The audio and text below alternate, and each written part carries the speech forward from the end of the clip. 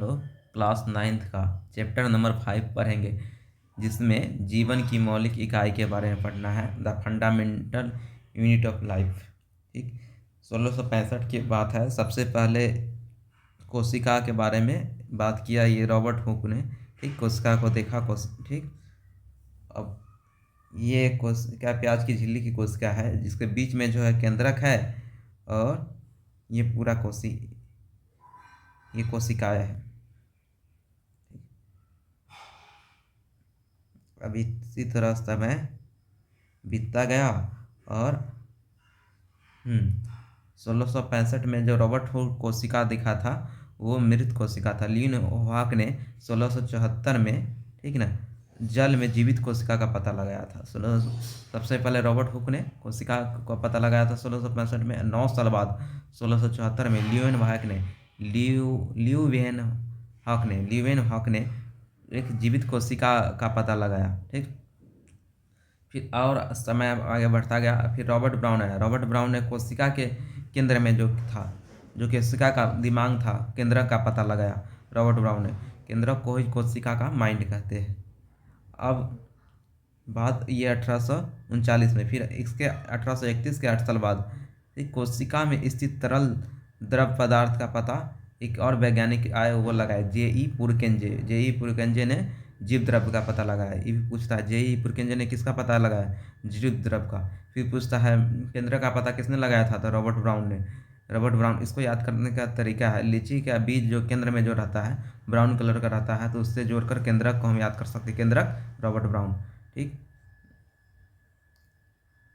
और इसको पुरकेंजे लास्ट में ज, या शुरू में ज, जीव द्रव। पुरकेंजे के ज और इसका ज, जीव द्रव। ठीक, और समय आगे बढ़ता गया, बीतता गया, और 1838-39 में ही दो वैज्ञानिक मिलकर ने कोशिका सिद्धांत का दे दिया, जो कि एक स्लाइडन का नाम था, एक का स्वान, एम स्लेडन, और दूसरा का टी स्वान। दोनों मिलकर कोशिका का सिद्धांत दिया। ठीक, और समय और आगे बढ़ते गया, और विर्चो ने कोशिका सिद्धांत को और आगे बढ़ाया। ठीक,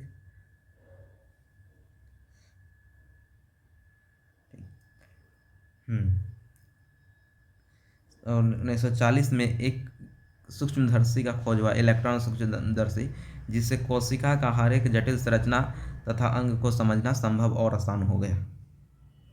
अब हम देखें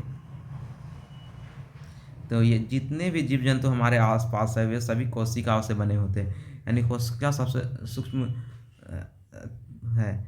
जितने भी जीव जंतु है वो सब इससे बने होते हैं, तो कोशिका से बने होते हैं। अब कोई एक कोशिका होता है, कोई बहुत सारे कोशिका मिलकर कोई जीव बना होता है। ठीक, एक कोशिकीय, कुछ जीव एक कोशिकीय होते हैं, कुछ बहुकोशिकीय। ठीक,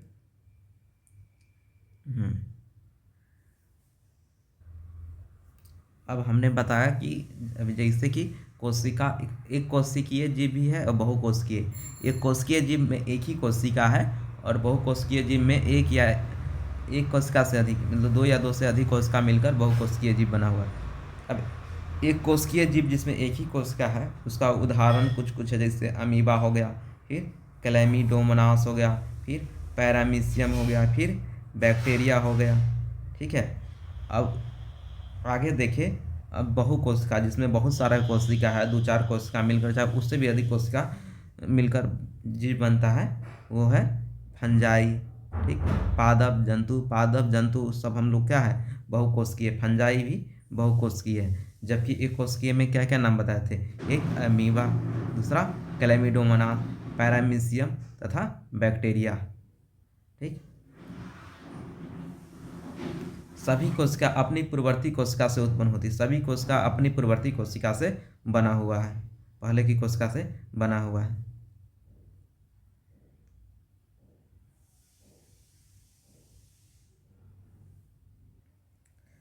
अब देखिए, हम तो कुछ कोशिकाएं अपना आकार बदलती रहती है, जैसे एक कोशिकीय। कुछ कोशिका अपना आकार समय समय पर बदलता रहता है, जैसे एक कोशिकीय अमीबा। ये कुछ मानव शरीर की विभिन्न कोशिका है। ये वासा का कोशिका है, तंत्रिका कोशिका है, ब्रेन वाला, न्यूरॉन वाला, ये रुधिर रक्त कोशिका है, ये अंडाणु कोशिका है, शुक्राणु कोशिका, अस्थि कोशिका का फोटो दे रखा है। ठीक, मानव शरीर का ही विभिन्न विभिन्न कोशिका है। अब हम देखें कुछ कोशिका अपना आकार बदलती रहती है, जैसे एक कोशिक अमीबा, एक कोशिक अमीबा। ठीक।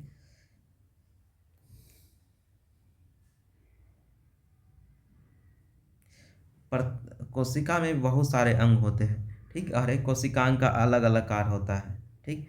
कुछ का कुछ कोशिका का अब नया पदार्थ बनाने का काम होता है, कुछ का बेकार का पदार्थ का निकालने का काम होता है। ठीक। और ये सभी कोशिका का अंग मिलकर, कोशिकांग मतलब कोशिका का अंग, ये सभी कोशिका का अंग मिलकर एक कोशिका बनाता है, एक एक कोशिका बनाता है, जैसे कोशिका कहते हैं। सभी कोशिका में एक ही प्रकार के कोशिकांग होते हैं, सभी कोशिका में लगभग एक ही प्रकार के कोशिकांग होते हैं, जिस इससे कोई फर्क नहीं पड़ता है कि उससे क्या, उसके कार्य क्या है अथवा वे किस जीव में पाई जाती है।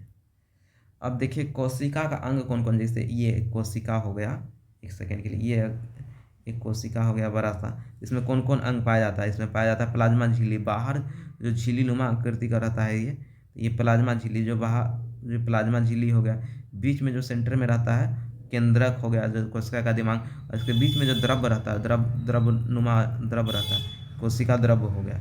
ठीक। ये झिल्ली बाहर जो हो गया प्लाज्मा झिल्ली, बीच में हो गया केंद्रक, ये दिमाग हो गया कोशिका का, ये बाहर जो हो गया ये बीच में द्रव द्रव टाइप का, द्रव टाइप का जो डॉट डॉट द्रव, ये कोशिका द्रव हो गया। ठीक। प्लाज्मा झिल्ली का क्या काम करता है कि बाहर से जरूरत वाला पदार्थ को ही अंदर कोशिका में जाने देता है।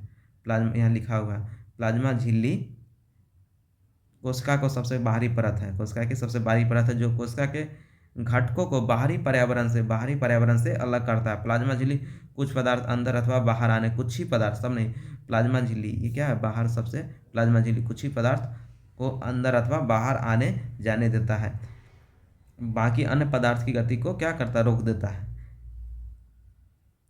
इसीलिए कोशिका झिल्ली को क्या कहते हैं, वर्णात्मक परागम्य झिल्ली कहते हैं, इसीलिए कोशिका झिल्ली को वर्णात्मक परागम्य झिल्ली कहते हैं।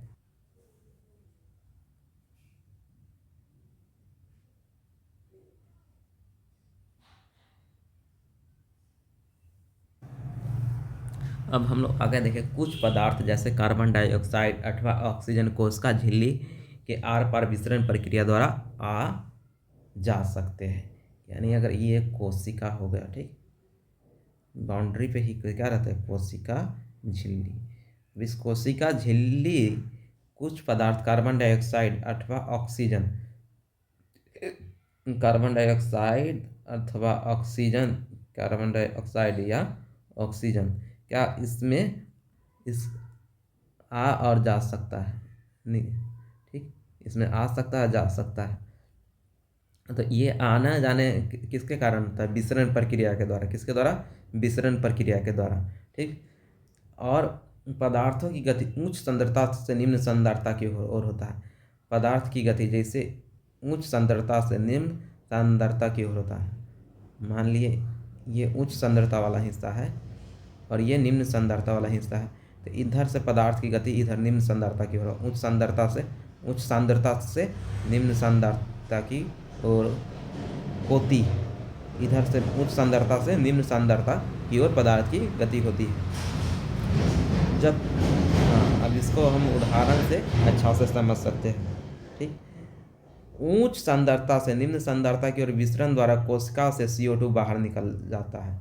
जैसे हम लोग का CO2 बाहर निकल जाता है, कारण कि उच्च सांद्रता, अगर CO2 ज़्यादा हो जाएगा, ठीक, तो निम्न सांद्रता वातावरण में अगर CO2 कम है तो बाहर निकल जाएगा।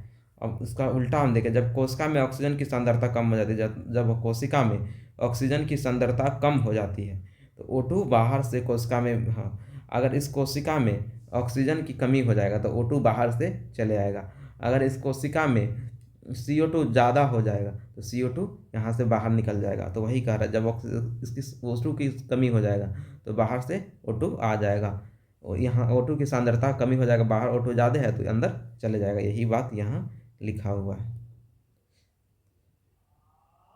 कोशिका तथा बाह्य पर्यावरण में गैसों के आदान प्रदान से विसरण, हाँ, अच्छा, ये गैसों का आदान प्रदान जो हो रहा है वो किसके कारण हो रहा है, विसरण के कारण, विसरण प्रक्रिया इसे नाम दिया जाएगा। विसरण प्रक्रिया द्वारा गैसों का कोशिका में अंदर जाना, बाहर विसरण प्रक्रिया द्वारा होता है। विसरण प्रक्रिया द्वारा होता है, प्रक्रिया द्वारा होता है होता है। अब आगे देखें।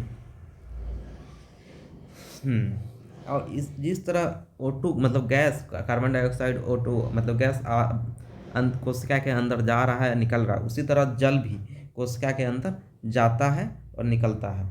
ठीक, अगर अधिक सांद्रता, कोशिका के अंदर जल की सांद्रता अधिक है तो इधर कम है, तो कम सांद्रता से अधिक सांद्रता की ओर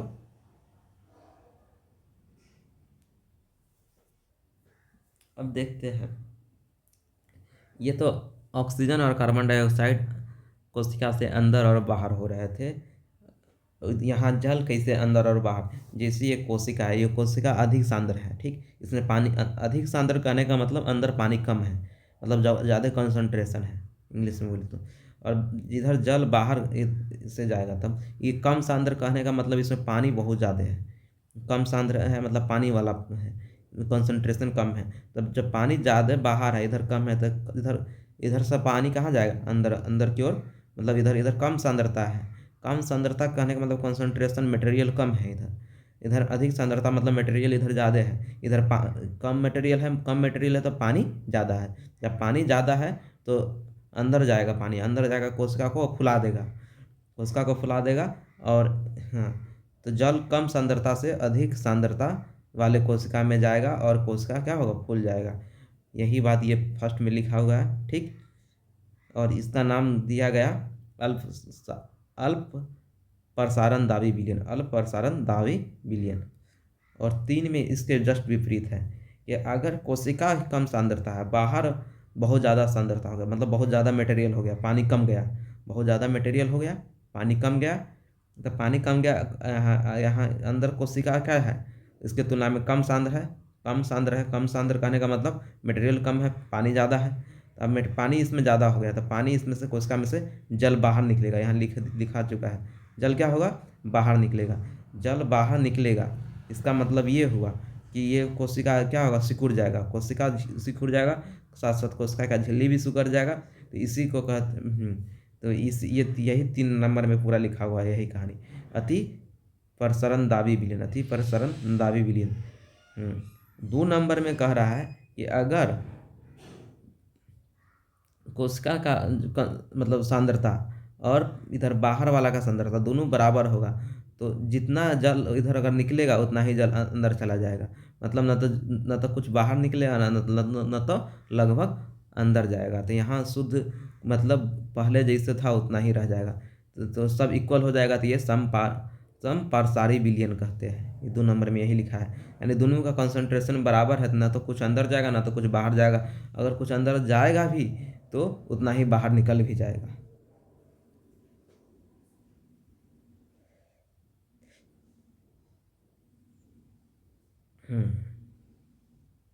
अब आगे देखिए, एक कोशिकीय अलवणीय जलीय जीवों तथा अधिकांश पादप कोशिका प्रसरण द्वारा जल ग्रहण करते हैं। जितना एक कोशिकीय अलवणीय जलीय जीव है तो अधिकांश पादप कोशिका प्रसरण द्वारा, किसके द्वारा, प्रसरण द्वारा क्या करते हैं, जल ग्रहण करते हैं।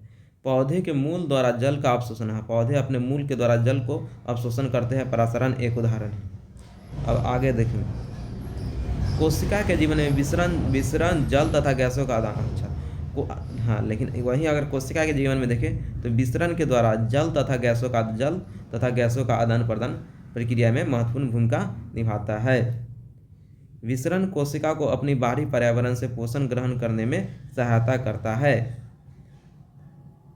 कोशिका से विभिन्न अणुओं का अंदर आना तथा बाहर निकलना भी विसरण द्वारा ही होता है।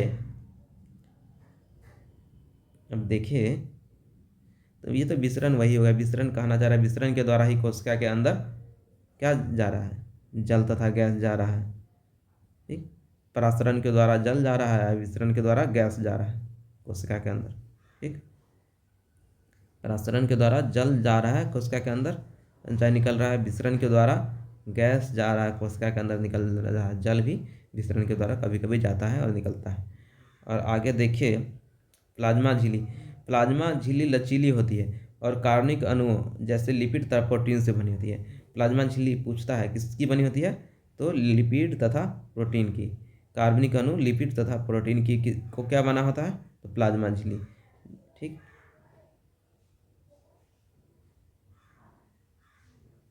एक कोशिका झिल्ली के लचीलापन एक कोशिकीय जीव में कोशिका के बाह्य पर्यावरण से अपना भोजन तथा अन्य पदार्थ को ग्रहण करने में सहायता करती है। ऐसी प्रक्रिया को एंडोसाइटोसिस कहते हैं। पूछता है जैसे कोशिका बाहरी कोशिका झिल्ली हो गया, इसका लचीलापन, ये लचीला है, इसीलिए एक कोशिकीय जीव में एक ही कोशिका होगा जिसका कोशिका को बाहरी पर्यावरण से क्या कर रहा है, बाहरी पर्यावरण से भोजन अन्य पदार्थ ग्रहण कर लेता है।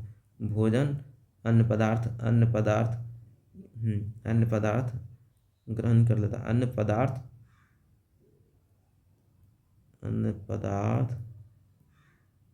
भोजन अन्य पदार्थ ग्रहण करने में ऐसी प्रक्रिया क्या कहलाता है, एंडोसाइटोसिस। जब ग्रहण करता है, बाहर से जब कुछ ग्रहण करता है तो ऐसी प्रक्रिया क्या कहलाता है, ये पूछता है, एंडोसाइटोसिस। ठीक है, अब आते हैं कोशिका भित्ति। ये कोशिका भित्ति पूछा हुआ कुछ है बहुत बार। कोशिका भित्ति किसमें पाया जाता है, तो सिर्फ पादप में, पादप कोशिका में। जैसे ये हो गया कोशिका झिल्ली, एक हो गया कोशिका झिल्ली, कोशिका के चारों ओर गोल गोल कोशिका झिल्ली या प्लाज्मा झिल्ली। इसके अतिरिक्त एक भित्ति होता है। ठीक, एक भित्ति होता है, भित्ति दीवार की तरह। ठीक, ये तो हो गया अंदर वाला। एक हो गया ये वाला जो झिल्ली नुमा आकार का है, एक हो गया झिल्ली, प्लाज्मा झिल्ली, झिल्ली नुमा आकार का है, ये प्लाज्मा झिल्ली हो गया। और एक भित्ति होता है एकदम टाइट टाइप का, जो कि सिर्फ पादप में, पौधा में, पेड़ पौधा में पाया जाता है, कोशिका भित्ति। ठीक, ये कोशिका भित्ति बना किसका होता है, तो सेलुलोज का। भी पूछता कोशिका भित्ति किसका बना होता है, तो सेलुलोज का। ठीक, जिसके कारण पौधा को संरचनात्मक दृढ़ता मतलब मजबूती प्रदान होता है। ठीक, संरचनात्मक उसका मतलब क्या, उसका संरचना क्या हो जाता है, मजबूत हो जाता है, दृढ़ हो जाता है। ठीक, जब हाँ तो वही जब प्रासरण के द्वारा प से पानी, प्रासरण के द्वारा जब पौधा पानी लेता है तो यही कोशिका झिल्ली तो ले लेता है, लेकिन आंतरिक पदार्थ संकुचित हो जाता है। जब पानी बाहर निकालता है तो पानी का हानि होगा, प्रासरण के द्वारा बाहर निकालेगा तो भी संकुचित हो जाएगा। लेकिन ठीक, संकुचित हो जाएगा तो इस घटना को जीव द्रव कुंचन कहते हैं। अच्छा, प्रासरण के द्वारा ही क्या करता है, कोशिका पानी को अंदर निकालता है या बाहर निकालता है। तब जब पानी बाहर निकालेगा तो कोशिका का साइज क्या हो जाएगा, छोटा हो जाएगा तो उसके अंदर का पदार्थ क्या होगा, संकुचित हो जाएगा। इस घटना को जीव द्रव कुंचन कहते हैं। इस घटना को क्या कहते हैं, जीव द्रव कुंचन कहते हैं। अब आगे देखें,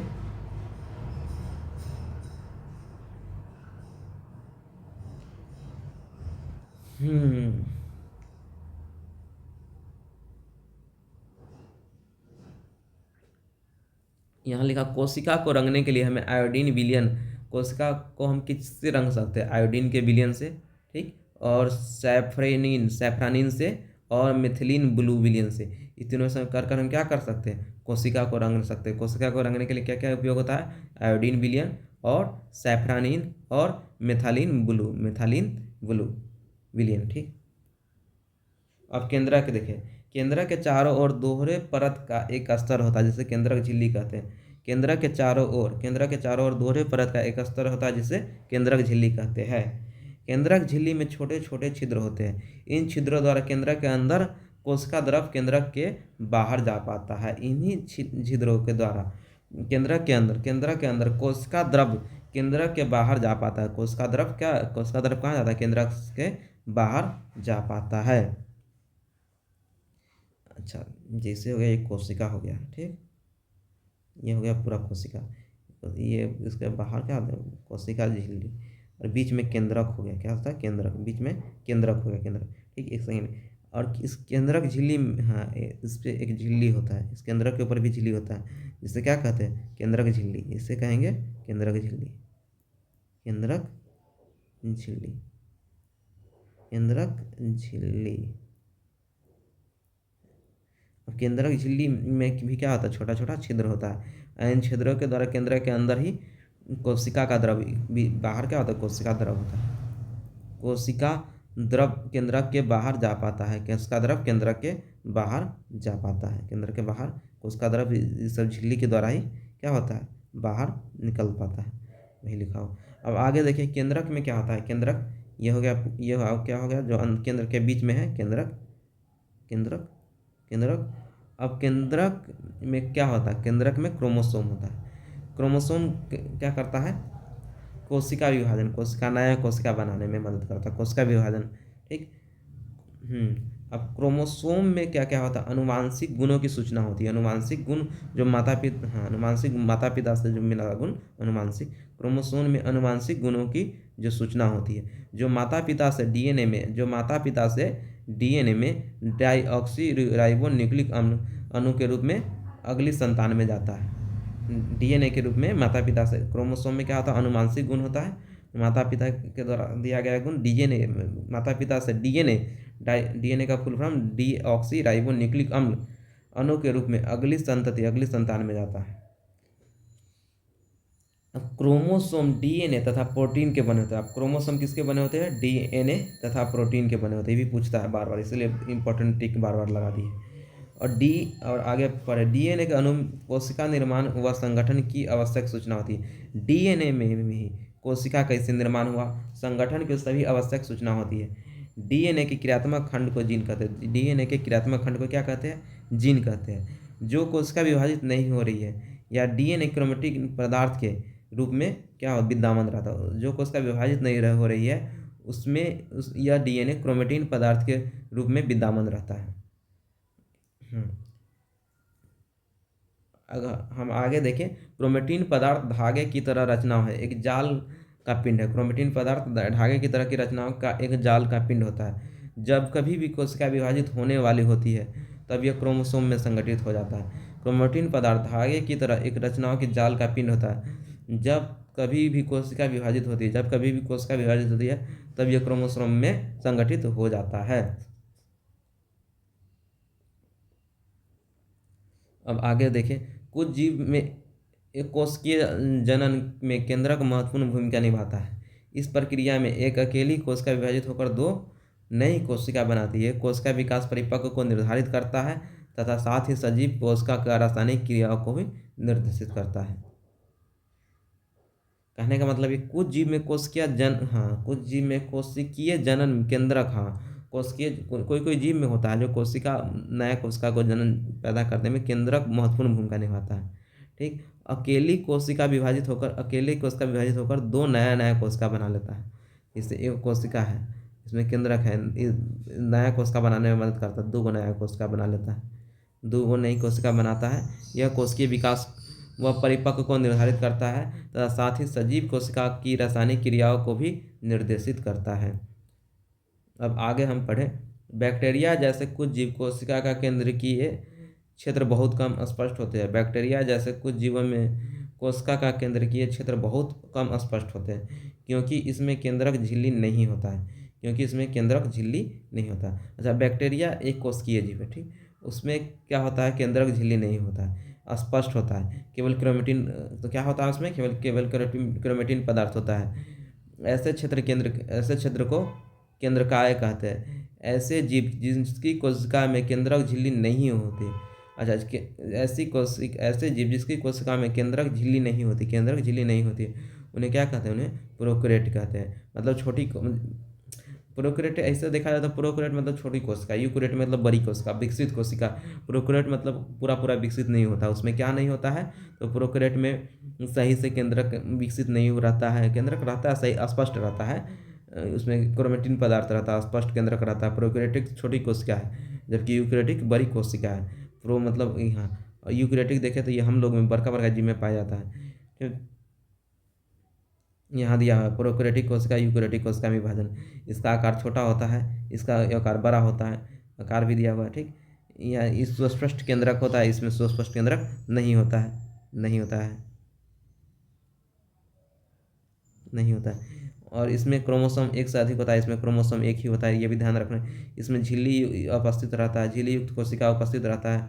कोशिका का अंग झिल्ली युक्त उपस्थित, जबकि इसमें अनुपस्थित रहता है, इसमें उपस्थित रहता है, इसमें न रहता है। इसमें क्या रहता है, न रहता है, इसमें रहता है।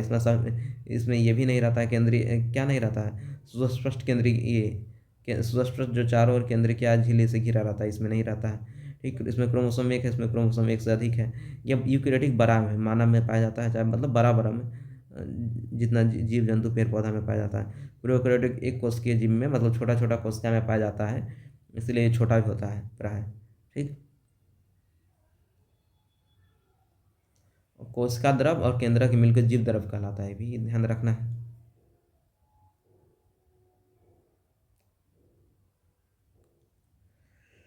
ये कोशिका हो गया। कोशिका में बहुत सारा अंग होता है, ठीक। कुछ का तो हम पहले ही पढ़ चुके हैं, ठीक। जैसे केंद्रक हो गया, कोशिका झिल्ली हो गया, और भी एक था। चलो अब आगे देखिए कोशिका का और कौन कौन अंग है जिसके बारे में हम लोग पढ़ेंगे। एक अंतःद्रव जालिका, इंडोप्लाज्मिक रेटिकुलम, यहाँ कर दिया गया। अंतःद्रव जालिका दो प्रकार का होता है, एक चिकनी एक खुरदरा, यार इसको इंग्लिश में इंडोप्लाज्मिक रेटिकुलम कहते हैं। इसका काम क्या होता है? इंडोप्लाज्मिक रेटिकुलम में भी दो गो होता है, एक होता है खुरदरा वाला, एक होता है प्लेन वाला, चिकनी वाला। तो खुरदरा को रफ कहते हैं, रफ, ROUGH, रफ। जबकि चिकनी को स्मूथ कहते हैं, SMOOTH, स्मूथ। तो रफ एंडोप्लाज्मिक, रफ वाला जो है क्या बनाता है? प्रोटीन निर्माण करता है। क्या करता है? प्रोटीन का निर्माण करता है। रफ वाला प्रोटीन का, अच्छा ब्लू ले लेते हैं, चलो ब्लू ही लेते हैं। रफ वाला प्रोटीन का निर्माण करता है, जबकि स्मूथ वाला वसा मतलब फैट का, वसा लिपिड, यही फैट का निर्माण करता है। और विष मतलब कोई मतलब विषैला पदार्थ खा लिए जो उसको भी हरण करता है, मतलब रख लेता है। और हार्मोन का निर्माण, स्मूथ वाला मतलब फैट का, मोटापा का निर्माण करता है, कुछ कुछ हार्मोन का निर्माण करता है। और कुछ विषैला पदार्थ खा लेते हैं तो स्मूथ वाला ही उसको हरण करता है। जबकि रफ वाला प्रोटीन का निर्माण करता है। प्रोटीन खा के जो बॉडी बनाते हैं ये रफ एंडोप्लाज्मिक रेटिकुलम के कारण। जबकि जो फैट बनता है ये smooth endoplasmic reticulum. Endoplasmic reticulum, इसको हिंदी में अंतर्द्रव जालिका, ठीक। अंतर्द्रव जालिका दो प्रकार का होता है, खुरदरी अंतर्द्रव जालिका, एक चिकनी अंतर्द्रव जालिका।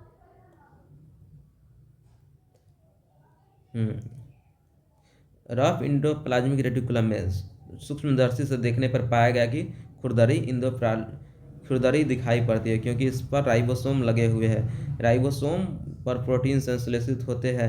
राइबोसोम तैयार प्रोटीन को आवश्यकता अनुसार इंडोप्लाज्मिक रेटिकुलम के द्वारा कोशिका का अन्य भागों में भेज देता है। अब देखिए स्मूथ एंडोप्लाज्मिक रेटिकुलम, ये रफ एंडोप्लाज्मिक मतलब ये खुरदरी वाला जो है, खुरदरी अंतःप्रतव जालिका क्या करता है? प्रोटीन का तैयार करता है, ठीक। और वहीं देखिए स्मूथ एंडोप्लाज्मिक रेटिकुलम, स्मूथ वाला, ये वाला कहाँ गया? चिकनी वाला है। ये वसा का निर्माण करता है, ऊपर भी हम बता चुके हैं, लिपिड का निर्माण करता है, वसा लिपिड, ठीक। और विष हरने में मदद आता है, ठीक। यहाँ बता चुके हैं कि स्मूथ विष हरने में मदद करता है, वसा का निर्माण करता है, हार्मोन का निर्माण करता है स्मूथ वाला। जबकि रफ वाला प्रोटीन का निर्माण करता है, ठीक। और अच्छा, अंतःद्रव्य जालिका का एक और काम होता है महत्वपूर्ण का, कोशिका का परिवहन। कोशिका का परिवहन तंत्र कहा जाता है। कोशिका को इधर से उधर उठा के करने में काम करता है। कोशिका का परिवहन तंत्र किसे कहते हैं? ये भी पूछता है, अंतःद्रव्य जालिका को। मांसपेशियों में स्मूथ इंडोप्लाज्मिक मतलब स्मूथ वाला ही, स्मूथ वाला चिकनी वाला ही कैल्शियम आयन का भंडार करता है। ये भी पूछता है मांसपेशियों में कैल्शियम आयन का भंडार कौन करता है? तो चिकनी अंतःद्रव्य जालिका। मतलब कोशिका का एक अंग अंतःद्रव्य जालिका भी खत्म हो गया। अब आगे देखें, कोशिका में एक और उपकरण है जिसे हम कहते हैं गल्जी उपकरण। क्या कहते हैं? गल्जी उपकरण। यहाँ गल्जी उपकरण का फोटो है, एक गल्जी उपकरण का ये वाला फोटो है, ये जो गोला किए गल्जी उपकरण, गल्जी उपकरण का, ठीक। गल्जी उपकरण कैमिलो गल्जी एक वैज्ञानिक के द्वारा खोजा गया था, ठीक। गल्जी उपकरण कैमिलो गल्जी वैज्ञानिक द्वारा खोजा गया था, ठीक। ये कैसे एक दूसरे के ऊपर समानांतर रखा गया है, यहाँ तक एक दूसरे के ऊपर 3-4 को रखा गया है, वही एक दूसरे के ऊपर समानांतर रखा गया है, ठीक।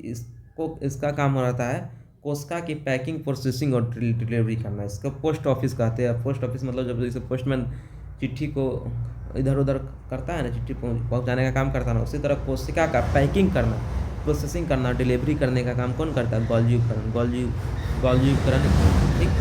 Post office of the cell, इसी को गॉल्जी बॉडी कहते हैं। अब इसका क्या क्या और काम होता है। राइबोसोम, पहले राइबोसोम द्वारा द्वारा बने प्रोटीन और वसा को गोल्जी तंत्र विशेष रूप से संशोधित, अच्छा, जैसे राइबोसोम और ये इंडोप्लाज्मिक अंतःद्रव्य जालिका जो प्रोटीन और वसा बनाता है, रफ वाला प्रोटीन बनाता है, स्मूथ वाला वसा बनाता है, उसको और क्या करना, सुधारने का काम करता है, संशोधित करने का, और परिष्कृत मतलब साफ करने का काम करता है। अब आगे देखें, अब जो संशोधित पदार्थ बना, जो प्रोटीन वसा बना, उसको थैला में पैक करने का काम करता है।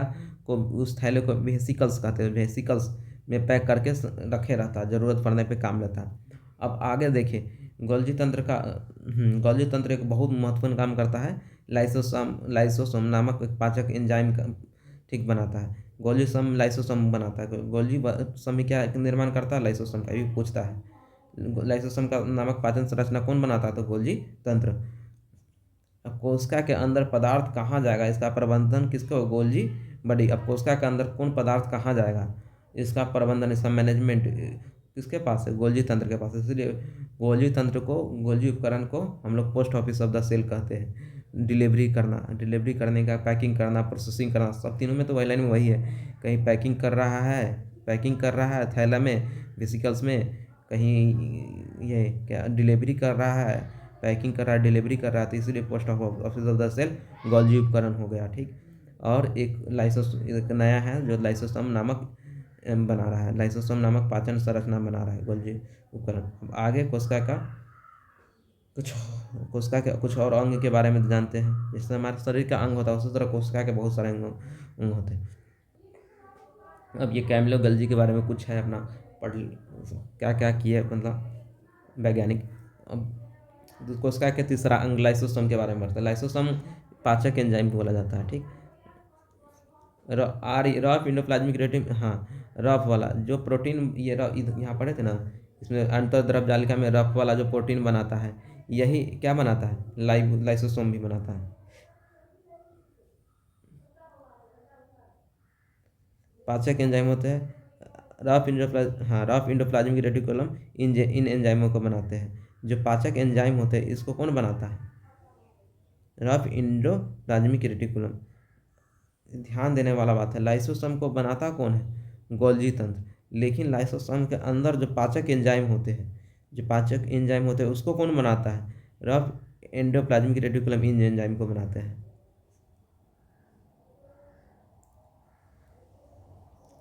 ये बाहरी पदार्थ एवं कोशिका अंगकों के टूटे फूटे भागों को पाचित करके कोशिका को साफ करते हैं। कहीं अगर कोशिका में कुछ टूट फूट हो गया तो उसको नष्ट करके का काम कौन करता है, लाइसोसोम करता है, ठीक। यह लाइसोसोम बहुत शक्तिशाली पाचनकारी एंजाइम है जो जटिल पदार्थ को सरल पदार्थ में तोड़ते हैं, ठीक।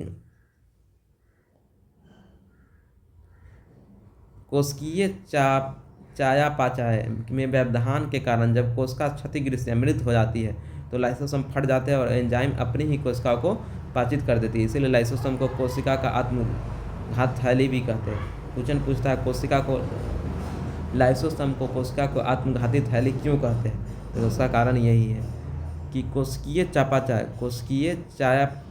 चयापचय में मेटाबॉलिज्म में व्यवधान के कारण जब कोशिका क्षतिग्रस्त या मृत हो जाती है तो लाइसोसोम फट जाते हैं और एंजाइम अपनी ही कोशिका को पाचित कर देते हैं। इसलिए लाइसोसोम को कोशिका की आत्मघाती थैली भी कहते हैं।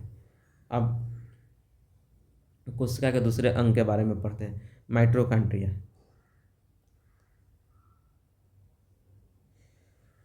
माइटोकॉन्ड्रिया देखें तो माइटोकॉन्ड्रिया कोशिका का ऊर्जा घर है। ऊर्जा घर जो कोशिका के अंदर में जो ऊर्जा मिलता है वो किसके द्वारा मिलता है, किसी कोशिका के अंदर माइटोकॉन्ड्रिया के द्वारा।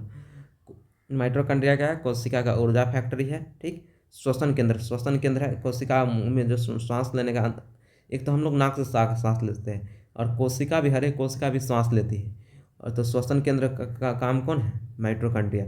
स्वयं का डीएनए भी होता है, माइटोकॉन्ड्रिया का अपना डीएनए भी होता है, ठीक। और श्वसन कैसे होता है, ग्लूकोज प्लस ऑक्सीजन मिलाकर क्या देता है, ऊर्जा बनाता है, कौन, माइटोकॉन्ड्रिया। ग्लूकोज प्लस ऑक्सीजन मिलाकर क्या बनाता है, ऊर्जा बनाते हैं माइटोकॉन्ड्रिया। शरीर का तापमान बनाए रखने में मदद करता है कौन? माइटोकॉन्ड्रिया। ठीक, कोशिका की मृत्यु को भी नियंत्रित करता है माइटोकॉन्ड्रिया। माइटोकॉन्ड्रिया में दो झिल्ली होता है, आंतरिक झिल्ली को क्रिस्टी बोलते हैं और बाहरी झिल्ली को मैट्रिक्स नाम है। ये भी ध्यान रखना, एक एक नंबर में पूछ लेते हैं। माइटोकॉन्ड्रिया के बाहरी झिल्ली को मैट्रिक्स बोलते हैं, आंतरिक झिल्ली को क्रिस्टी बोलते हैं। अब कोशिका का दूसरे अंग के बारे में पढ़ते हैं। कोशिका का दूसरे अंग प्लास्टिड। प्लास्टिड का काम क्या होता है? प्लास्टिड पौधे का प्लास्टिड ऐसे पौधे में पाया जाता है, लेकिन इसमें क्या होता है, रंग के पौधे का रंग के लिए जिम्मेवार होता है, भोजन बनाने के लिए जिम्मेवार होता है। कुछ कुछ उदाहरण से, जैसे क्लोरोप्लास्ट के कारण ये पौधा क्या होता है, हरा रंग होता है और भोजन का निर्माण कर पाता है। प्रकाश संश्लेषण होता है क्लोरोप्लास्ट के कारण ही। ठीक, भोजन निर्माण मतलब प्रकाश संश्लेषण भी होता है क्लोरोप्लास्ट के कारण ही। क्रोमोप्लास्ट के कारण, क्रोमो का मतलब ही होता है रंग, क्रोमोप्लास्ट के कारण रंग। ठीक, ल्यूकोप्लास्ट के कारण क्या होता है, भोजन। ल्यूकोप्लास्ट के कारण भोजन बनता है। ठीक, क्रोमो मतलब रंग होता है, क्रोमोप्लास्ट रंगीन होता है, प्लास्टिड यहाँ लिखा हुआ है वही कि ल्यूकोप्लास्ट का रंग श्वेत रंग का होता है, उजला रंगहीन होता है। ठीक, जबकि भोजन बनाने में मदद करता है। अब आगे देखें, जिस क्रोमोप्लास्ट में क्लोरोफिल वर्णक होता है उसे जिस क्रोमोप्लास्ट में क्लोरोफिल वर्णक होता है उसे, अच्छा, जिसमें क्लोरोफिल होता है मतलब जो क्लोरोफिल होता है हरा रंग, क्लोरोफिल के कारण ही पौधा हरा रंग, क्लोरोफिल होता है। ठीक, क्लोरोफिल के कारण ही फोटोसिंथेसिस होता है, प्रकाश संश्लेषण होता है। क्लोरोफिल वर्णक होता है उसे क्लोरोप्लास्ट कहते हैं। पौधे में क्लोरोप्लास्ट के कारण ही क्या होता है, प्रकाश संश्लेषण होता है। पौधों में क्लोरोप्लास्ट प्रकाश संश्लेषण के लिए बहुत आवश्यक है। क्लोरोप्लास्ट में क्लोरोफिल के अतिरिक्त विभिन्न पीले अथवा नारंगी रंग का वर्णक होता है। क्लोरोप्लास्ट में ही क्लोरोफिल के अतिरिक्त विभिन्न पीले अथवा नारंगी रंग के वर्णक होता है। क्लोरोप्लास्ट में क्लोरोफिल के अतिरिक्त विभिन्न पीले अथवा नारंगी रंग के वर्णक भी होते हैं। अब देखिए, ल्यूकोप्लास्ट प्राथमिक रूप से अंगक है। अच्छा, ल्यूकोप्लास्ट भोजन संग्रह करता है, भोजन मतलब खाने पीने का, जिसमें स्टार्च होता है, तेल होता है तथा प्रोटीन जैसा पदार्थ होता है। किसमें? तो ल्यूकोप्लास्ट में। ल्यूकोप्लास्ट में भोजन, क्रोमोप्लास्ट रंग, क्लोरोप्लास्ट हरा रंग, भोजन और प्रकाश संश्लेषण के लिए जिम्मेवार कौन? क्लोरोप्लास्ट। ठीक, क्लोरोप्लास्ट का रंग हरा, क्रोमोप्लास्ट रंगीन और ल्यूकोप्लास्ट रंगहीन। क्लोरोप्लास्ट हरा, क्रोमोप्लास्ट रंग के लिए जिम्मेवार होता है, पीला ऑरेंज इस सब के लिए, और ल्यूकोप्लास्ट जो है भोजन के लिए जिम्मेवार होता है। भोजन में क्या स्टार्च रखता है, तेल, प्रोटीन ये सब संचित रखता है। ठीक, अब आगे देखें, और ये भी ध्यान रखने वाला है, प्लास्टिड में माइटोकॉन्ड्रिया की तरह ही प्लास्टिड में अपना डीएनए भी होता है और राइबोसोम भी होते हैं। ये भी ध्यान रखने वाला बात है। एक माइटोकॉन्ड्रिया में डीएनए होता है अब खुद का, और इसमें भी अपना डीएनए तथा राइबोसोम होता है, माइटोकॉन्ड्रिया में और इधर प्लास्टिड में भी। अब आगे देखें तो हम पढ़ें राजधानियाँ। हाँ, राजधानी कोशिका के पानी भंडार टंकी होता है। ठीक, अपशिष्ट स्टोर करता है। अब बेकार की चीज़ किस में? राजधानी में स्टोर होता है कोशिका का। कोशिका को तान के रखने वाला, तना रखने वाला क्या है? राजधानी ही है। ठीक,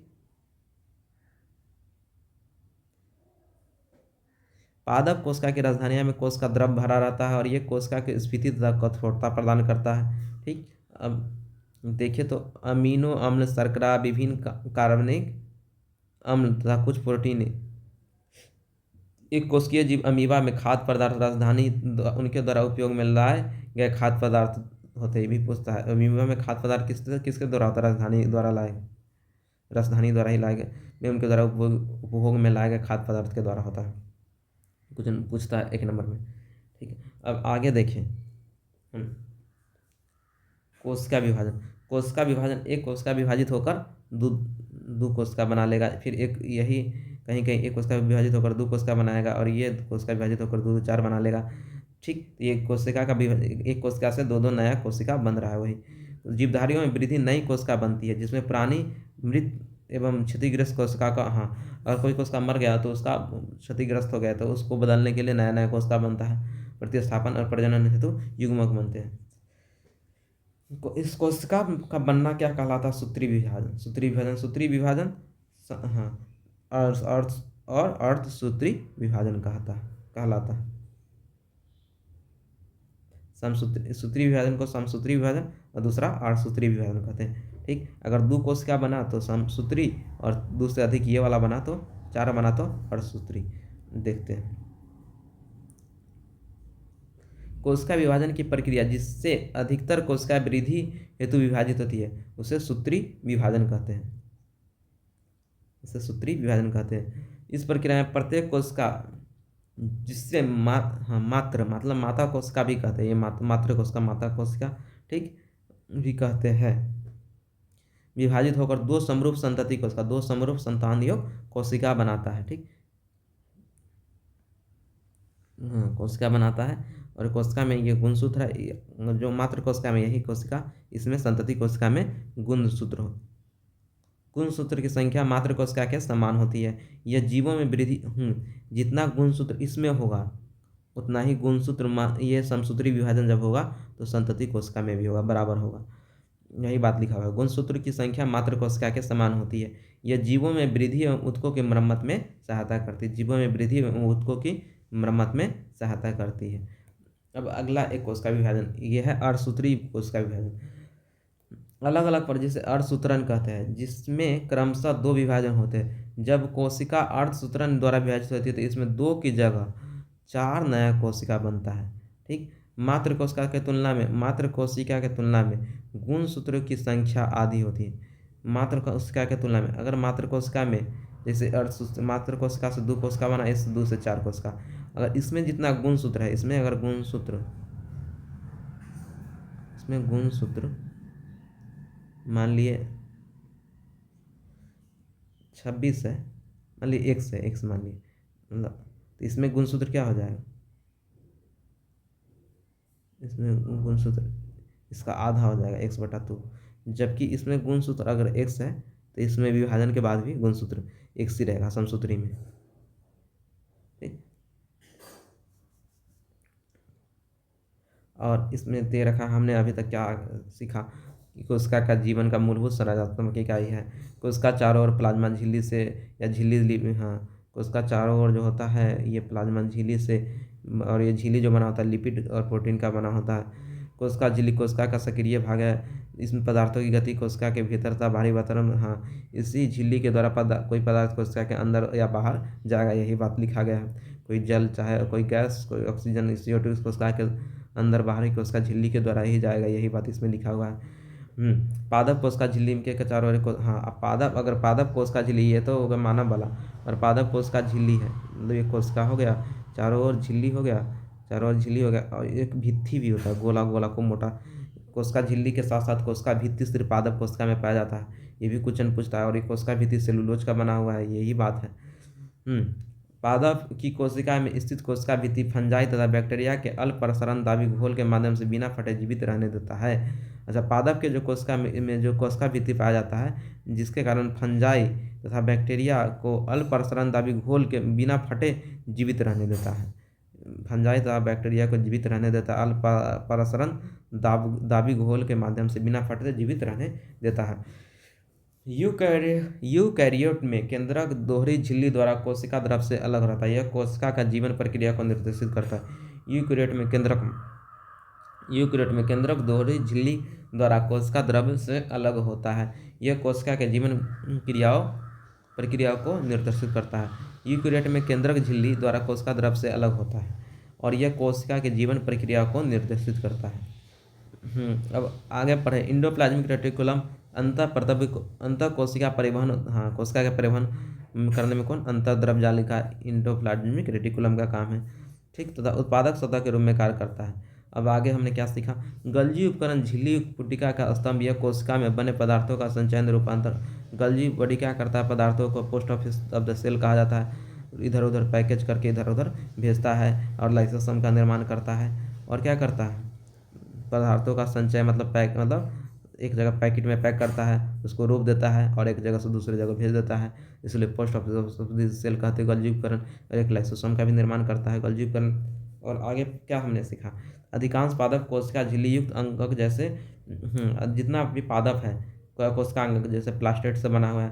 प्लास्टेड में भी 2-3 प्रकार होता है। एक क्रोमोप्लास्ट जो रंग के लिए जिम्मेदार होता है, एक ल्यूकोप्लास्ट जो भोजन संग्रह करता है, प्रोटीन, लिपिड ये सब, और स्टार्च, तेल ये सब ल्यूकोप्लास्ट।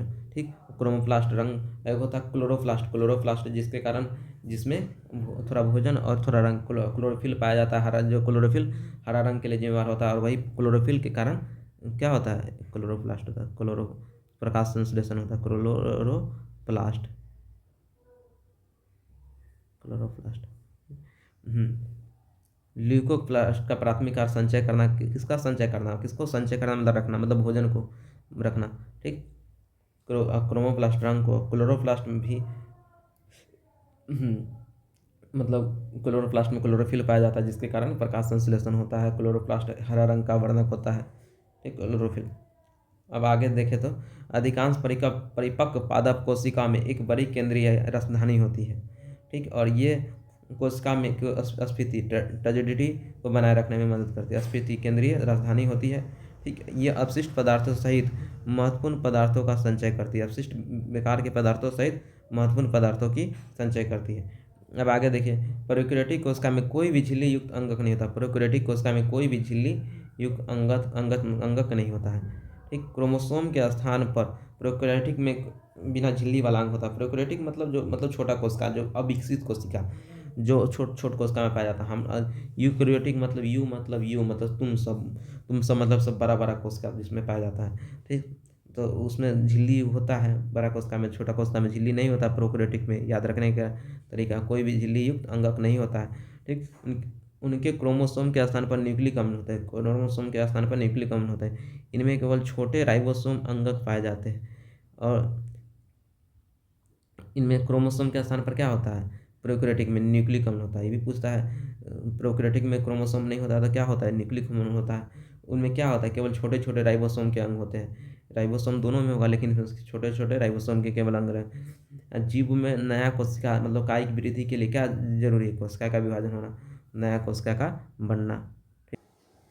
और कायिक वृद्धि के लिए कोशिका विभाजित होता है। कोशिका विभाजित होता है तो ये कोशिका विभाजित दो टाइप में हुआ था। एक हुआ था समसूत्री, एक हुआ था अर्धसूत्री। समसूत्री विभाजन में एक कोशिका से दो नया कोशिका बना था, और अर्धसूत्री में एक से चार नया कोशिका बना था। समसूत्री विभाजन सभी शरीर कोशिका में होता है। सभी शरीर कोशिका में, सभी शरीर कोशिका में होता है। शरीर कोशिकाओं में होता है, कोशिकाओं में, कोशिकाओं में। हाँ, जबकि अर्धसूत्री विभाजन केवल प्रजनन कोशिका में होता है। केवल प्रजनन कोशिका में, प्रजनन, प्रजनन कोशिकाओं में, कोशिकाओं में। ठीक, हाँ। इस समसूत्री विभाजन में का मुख्य कार्य होता है त्वचा की कोशिका का, रक्त कोशिका का बनाना, मांसपेशी कोशिका का बनाना, हड्डी कोशिका का बनाना। ठीक, शरीर के वृद्धि बनाने वाले में सभी नई इकाई कोशिका। ठीक, वृद्धि करना, क्षतिग्रस्त को मरम्मत करना, ये सब दिया हुआ है। एक जैसा कोशिका बनाना, ठीक, किसका काम है, समसूत्री कोशिका के। वही अर्धसूत्री कोशिका में हम लोग पढ़े थे कि पुरुष के अंडकोश से शुक्राणु बनाने का काम अर्धसूत्री कोशिका में, महिला के अंडाशय से अंडाणु बनाने का काम अर्धसूत्री कोशिका में। ठीक, अर्धसूत्री कोशिका गैमेट्स बनाता है। ठीक, और गुणसूत्र संख्या आदि करना, मतलब पहले अगर गुणसूत्र एक्स है तो x/2 आदि हो गया। ठीक, अनुवांशिक विविधता इसी के कारण होता है, अर्धसूत्री के कारण अनुवांशिक विविधता होता है। अनुवांशिक विविधता होता, अनुवांशिक विविधता, अनुवांशिक विविधता होता है, अंतर विविधता अर्धसूत्री के कारण ही होता है, अर्धसूत्री कोशिका के कारण ही होता है। ठीक, ठीक।